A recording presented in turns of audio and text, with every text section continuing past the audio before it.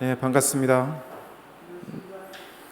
잘 다녀왔고요. 우리 앞뒤 좌우 계신 분들과 인사하도록 하겠습니다. 주님의 이름으로 사랑하고 축복합니다 하고 인사하시겠습니다.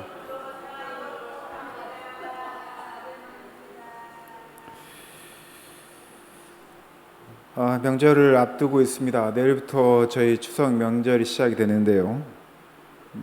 여러분들이 꼭그 명절 기간 동안에 유념하셔야 될 거, 절대 아프시면 안 됩니다. 여러분들 응급 상황에 대처할 수 있는 능력이 한국이 현저히 떨어진다는 거 잘 알고 계실 거고, 며칠 전에 오늘 또 제가 아침에 뉴스를 보니까 아프지 마라, 병원 갈 일을 만들지 마라, 장거리 운전하지 마라, 날 음식 먹지 마라, 아이들 특별히 혼자 두지 말고 보호해라, 나이 드신 분들 꼼꼼히 체크해라, 뭐 이런 여러 가지들이 일상에서 원래 당연히 해야 될 것들이긴 하지만 올해는 유독 더 신경을 써야 되는 것 같습니다. 여러분들 또 추석 명절이 되면 여러분들 형제, 자매, 친척들 보시려고 가고 만나고 음식들을 나누실 텐데 예년보다는 조금 더 주의하셨으면 좋겠다. 정말 응급실 갈 일을 만들지 않으시고 또한 병고가 없었으면 좋겠다는 마음으로 오늘 설교를 시작하고자 합니다. 저는 미국 잘 다녀왔고요.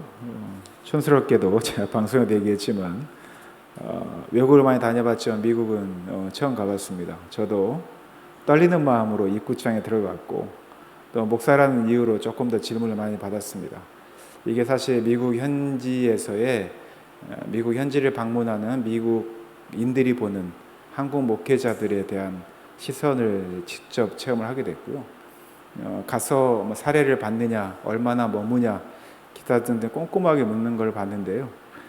제가 미국 가기 전에 에스타라고 하는 미국 입국 비자를 미리 다 받았습니다. 거기에는 상세하게 왜 미국을 방문하는지 여러 가지 내용들을 적었고, 그리고 리턴 티켓, 제가 한국으로 다시 돌아온 티켓까지 다 끊었음에도 불구하고 꼼꼼하게 묻는 걸 보면서 조금 여러 가지 생각이 들었습니다.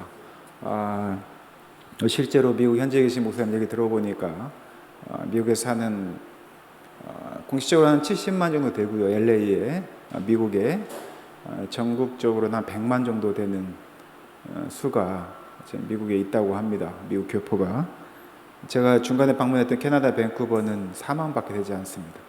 미국에 있는 한국 이민자들 또 거기 사는 분들 얼마나 많은지를 볼 수 있었는데요.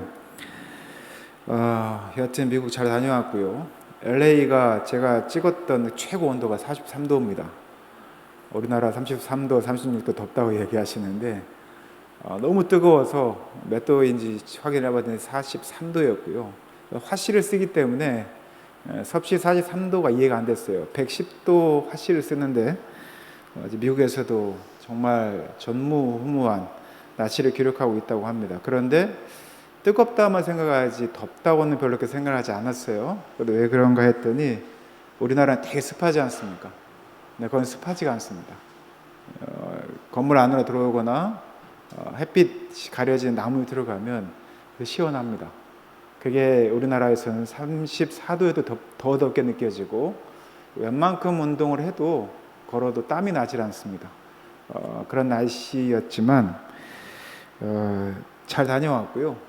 저는 특히 캐나다 일정이 겹쳐 있어서 좀 강행군을 했는데 많은 목사님들 만나고 또한 제자도 만나고 설교도 하면서 세미나를 통해서 은혜의 시간을 잘 지내고 왔습니다.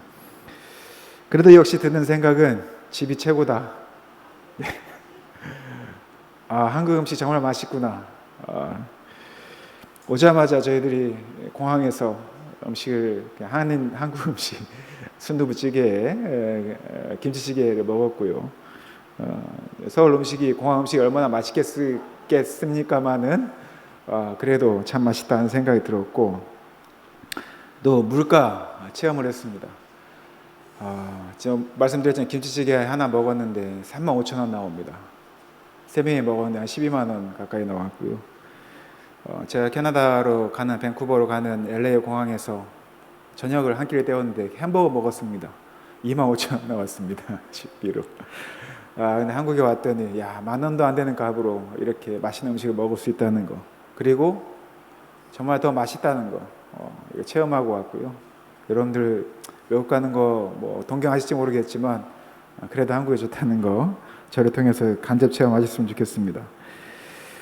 하여튼 캐나다, 미국 일정 잘 마쳤고요. 그 일정에 관해서는 설교란과 즉 칼럼란에 좀 세세하게 세부적으로는 기록하지 않았지만 대충 기록해놨습니다. 여러분들 읽어보시고 일정을 위해서 기도해 주시고 또 응원해 주신 분들께 감사하다 말씀드리고 오늘 설교를 시작하고자 합니다.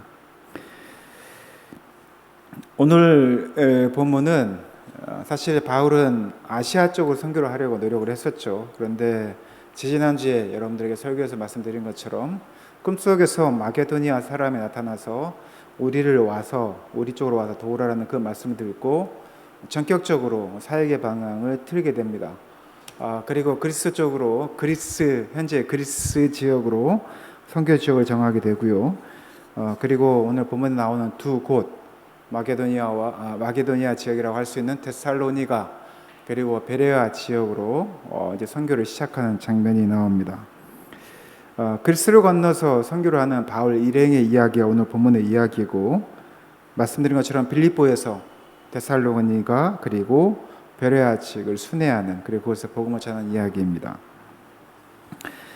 그들이 바울의 일행이 특히 바울이 데살로니가와 베레아에 가서 가장 첫 번째 간 곳이 구약의 복음을 듣고 메시아를 기다리고 있는 유대인들이 자주 모이는 유대인들의 회당, 그 회당을 찾아갑니다. 그리고 그곳에서 유대인들에게 성경을 통해서 구약에서 약속한 언약, 주, 히브리어로는 메시아라고 이야기를 하고요. 그리고 그리스어, 헬라어로 말하면 그리스도, 우리가 보통 크라이스트라고 이야기를 하죠. 영어로는 메시아, 그리스도. 이 사람, 즉 한국말로 이야기하면 구원자가 누구이신가라고 하는 이 이야기를 구약에 있는 성경의 말씀을 토대로 바로 그 너희들이 기다리는 그리스도, 메시아, 즉 구원자가 예수님이다라는 말씀을 가르쳐주고 있고, 그리고 어떻게 구약이 성취되었는지 바울이 성경 말씀을 통해서 하나씩 자세하게 가르쳐주게 됩니다. 네, 유대인 회당이라고 하는 곳, 그곳에 모인다고 하는 것은 그래도 그곳에서 구약 성경 말씀을 중심으로 그들이 메시아를 기다리고 있음을 잘 드러내주고 있는 말씀이고요. 그리고 구약 말씀을 잘 아는 유대인들에게 지금 바울은 그 말씀이 어떻게 성취되어졌는지 자세하게 설명을 하고 있습니다. 유대인 회당은 이 말씀을 가르친 데 있어서 누구에게나 자유를 주었습니다. 실제로 그곳에서는 유대에서 온 또 말씀의 냉통에 있던 바울에게 청하여서 너가 전하고자 하는 말씀이 무엇이었는지 듣고자 하였고, 또한 바울은 말씀을 전하는 일에 전념했었습니다. 그러나 바울과 바울의 일행이 전하는 그 말씀의 핵심을 잘 알고 있었던 유대인들, 그 유대인들이 가장 우려한 것이 있습니다. 말씀을 전하는 데서 그치는 것이 아니라 그 말씀을 전하였을 때 그 말씀을 주는 파장이었습니다.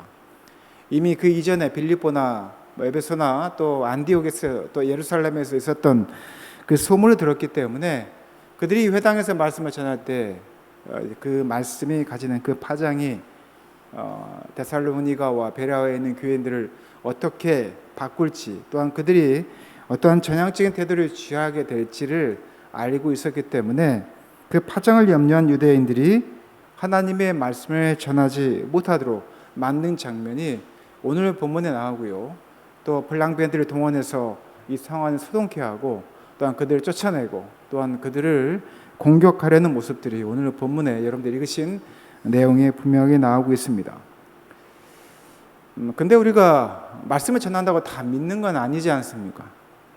우리는 진심으로 복음을 전하고 또 그 복음이 얼마나 예수께서 그리스도인지 메시아인지 분명하게 드러내고 있다고 보고 그들에게 복음을 전했음에도 불구하고, 그러나 쉽게 그들은 그 말씀을 받아들이지 못하거나 또한 그 복음이 맞다고 생각하면서도 자신의 삶에서 그것을 받아들이고 실제로 그리스도의 삶을 살아가는 것은 주저하는 것을 보게 됩니다.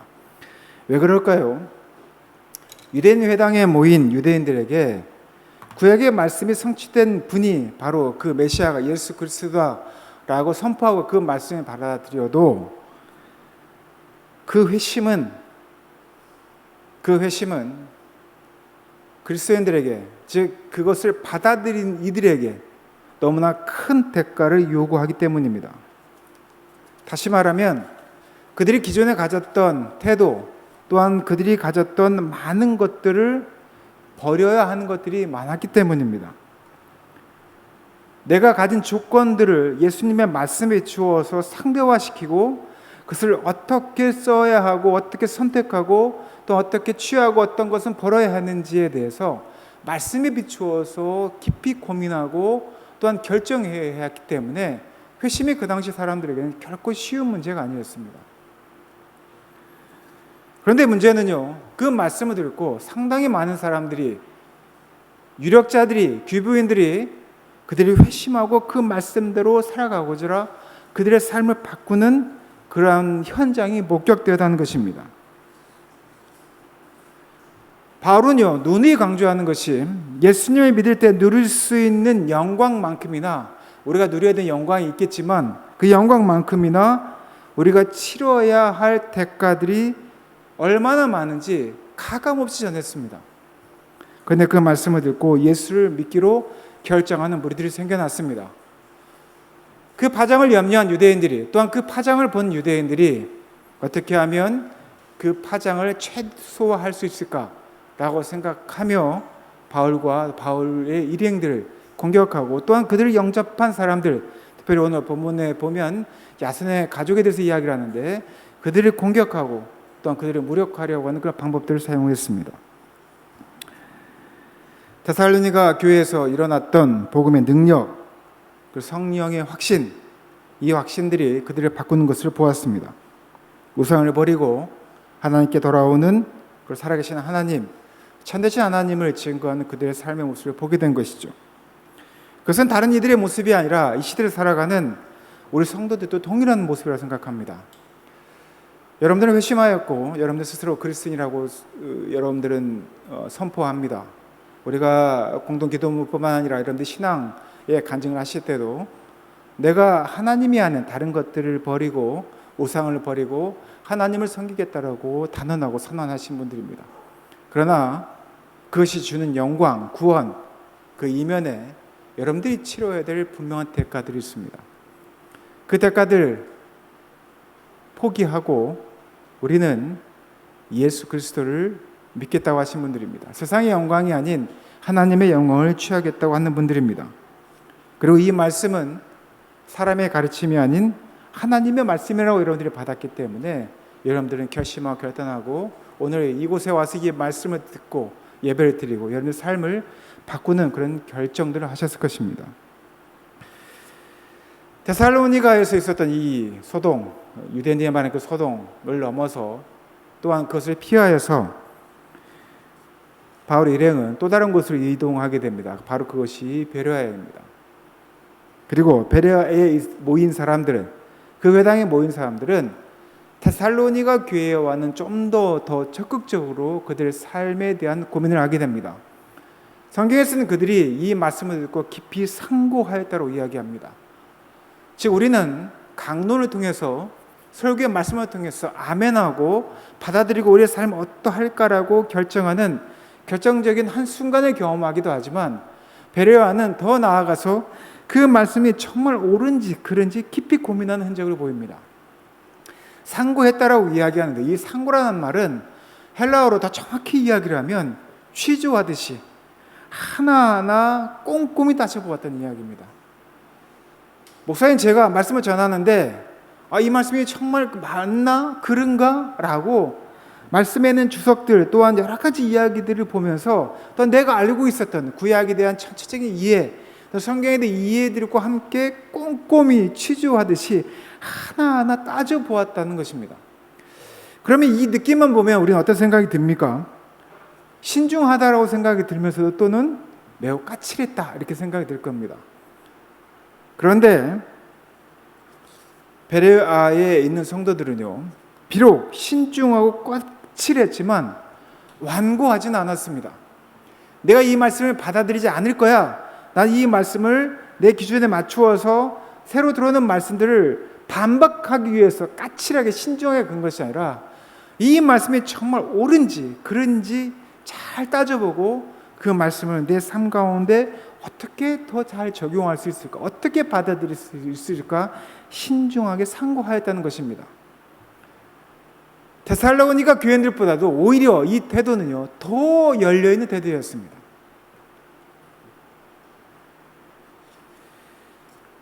치료하듯이 말씀을 접했다고 해서 그것이 목회자를 또는 교회에 대해서 공격했다고 볼 수 없는 부분이라는 것입니다. 저는 이 태도가 우리 성도들에게 필요하다고 생각합니다.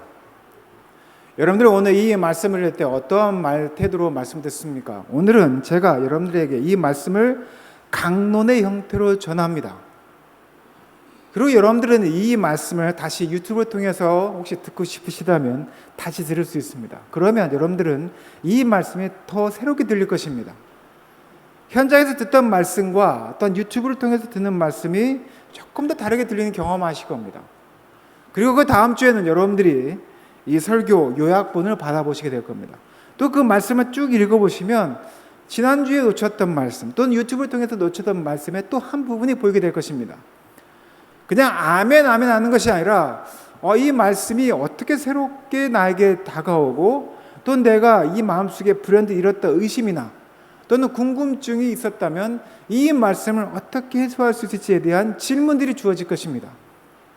저는 이게 베레아 성도들이 가졌던 마음과 다르지 않다고 생각합니다. 이것은 진유교 목사가 어떻게 말씀을 잘못 전하는지 한번 내가 따져보겠어라고 하는 그 마음이거나 아니면 내가 이 교회 안에서 또는 이 공동체 안에서 이 말씀이 나에게 탐탁치 않으니 이 말씀 어떻게 거절하고 거부할 거라고 하는 그 말씀이 아니라 더 열린 마음으로 이 말씀이 나에게 어떻게 하면 더 큰 은혜를 주실까, 또는 잘못된 것들을 극복하고 또한 교회 공동체 안에서 나 말씀 가운데 내가 어떻게 하면 다시 한번 내 삶을 하나님 앞에 또한 성도들 앞에 이 세상 앞에서 부끄럽지 않는 삶으로 바꿀 수 있을까라고 하는 이 결단을, 이 과정을 가는 것이 바로 베레아 성도들이 했었던 상고하는 자세인 것입니다. 보네파라고 하는 사람이 이 신학자이자 목회자가 히틀러 정권에 대해서 이 말씀에 대해서 성도들이 깊이 상고해야 된다는 말씀을 하셨습니다. 그냥 아멘 아멘 하는 게 아니라는 것이죠.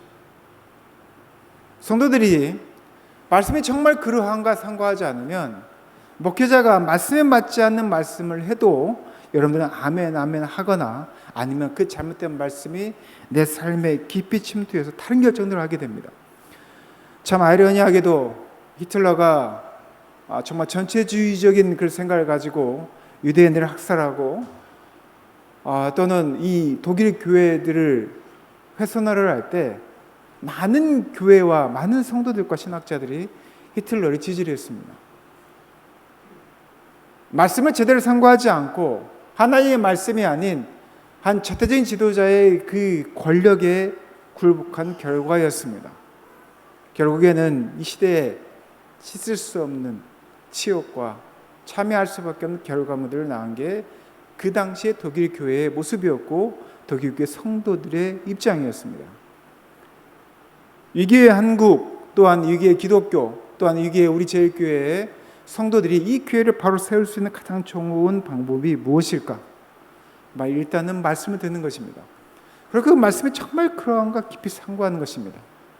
깊이 상고할 때 내가 이 삶에서 어떻게 회심한 존재로서 하나님의 말씀을 내 삶 가운데 올바로 전하고 또한 살아가고 하나님 나라를 확장할 수 있을까라고 하는 그 결론에 다다르게 될 것입니다.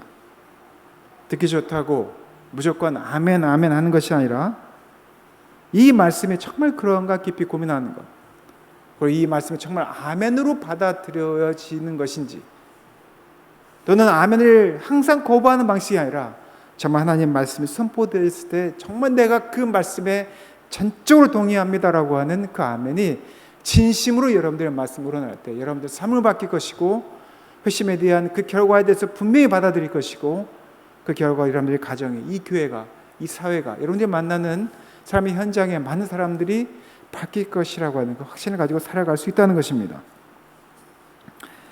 하나님 나라의 복음, 바울이 전했던 복음, 이제 세상의 왕이 아닌 예수가 우리의 그리스도요, 메시아요, 구원자요, 우리의 왕이라고 하는 그 선포, 다시 말하면 세상의 왕, 우상에 대해서 우리가 변절하고 더 이상 그것을 내 인생의 목표를 삼지 아니하고 새로운 왕, 예수 그리스도를 나의 구주로 믿고 섬기고 충성하겠다라고 하는 것, 그 말씀을 전하는 것, 그것이 바로 복음이었고 바울이 전한 것이었습니다.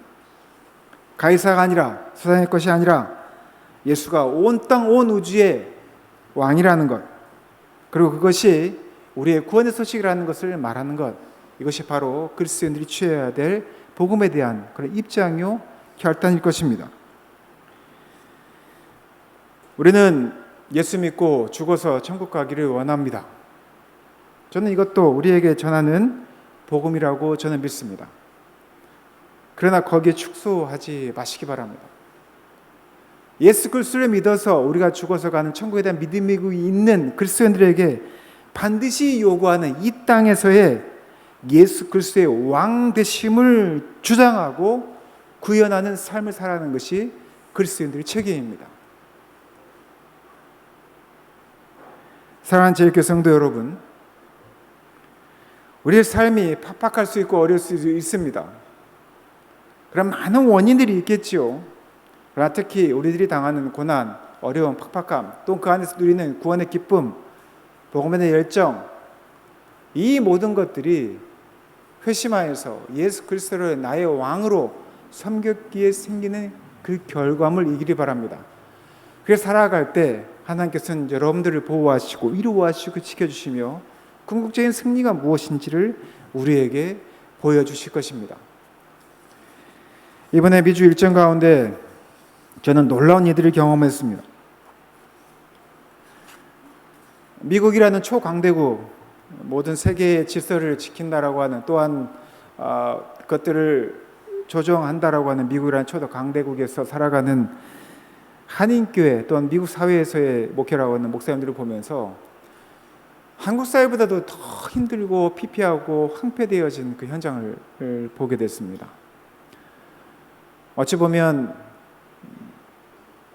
제가 한국에 왔을 때 가장 좋았던 게 뭔지 아십니까?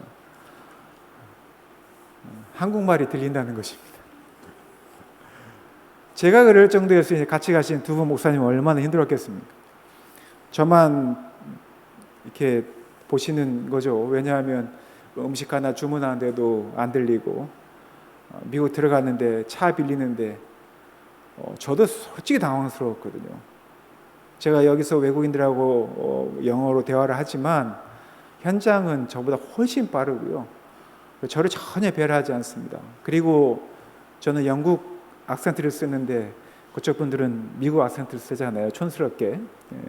물론 저는 그렇게 표현합니다만, 실례로 제가 영국 악센트를 썼다가 못 알아들어가지고 다시 미국식 발음을 했어야 되는 그 상황을 보면서 현실을 경험하게 됐는데요. 한국에 오니까 이 한국말을 듣는다는 게 이렇게 편하고 좋은 거구나라는 생각이 들었습니다. 한국 간판이 보이는데 그렇게 반가울 수가 없습니다. 내가 문제가 생기면 한국말을 질문하고 한국말로 대답하는 게 얼마나 기분 좋은지 알았습니다. 공동체가 그렇습니다. 같은 복음 안에 회심한 존재들이 함께 있을 때 내가 안정감을 누리는 것, 또 내가 안전하다는 것을 확인할 수 있는 것, 그리고 내 말이 통하고 또 함께 교제하고 소통할 수 있다는 것이 바로 교회 공동체가 추구될 그런 삶입니다. 미국 현지는 그렇지가 않더라고요. 공동체도 서로 분명히 한국말을 하는데 서로 소통하지 못하고 위해받지 못하고 위로받지 못하는, 특히 목회자들이 처한 그 척박한 상황에 5년 전대제 목사님이 목회를 포기하겠고 하는 그 순간에 만나서 교제했던, 우리가 신방이라고 이야기하는데 그들을 위로하고 함께 하고자 하는 그 마음들을 할 때 그 현장을 보면서 정말 마음이 아팠습니다. 한국 교회가 그렇게 되지 않기를 바랍니다. 또 우리 교회가 그렇게 되지 않기를 바랍니다. 복음이 우리 안에 심어졌을 때 우리가 서로를 돌아보고 하나님 나라의 복음을 통해서 서로 위로받고 사랑하고 격려하고 또 파송하고 이런 나아가는 과정들이 우리 교회 안에 있어야 되는 것이 마땅한 것이고, 또 한국교회가 또 우리 제일교회공동체가 그래야 한다고 봅니다. 말씀을 맺겠습니다. 강론이 여러분들을 바꿀 수도 있습니다. 그러나 여러분들이 그 말씀을 깊이 상고하고 현장을 바꾸는 그런 믿음의 성도들이 되었으면 좋겠습니다. 상고의 결과로 세상의 것이 아닌, 세상의 왕이 아닌 예수 그리스도를 나의 구주로 섬기고 충성하며 또한 회심한 그리스도인으로서 공동체 안에서, 가정에서, 여러분들 삶의 현장에서 내가 만나는 모든 사람들에게 하나님의 말씀을 전하며 실천하며 또한 그것을 증거하며 또한 그 증거들을 자랑하는 우리 사랑하는 제일교회 성도 되시기를 예수님의 이름으로 축원하고 부탁드립니다. 함께 기도하겠습니다.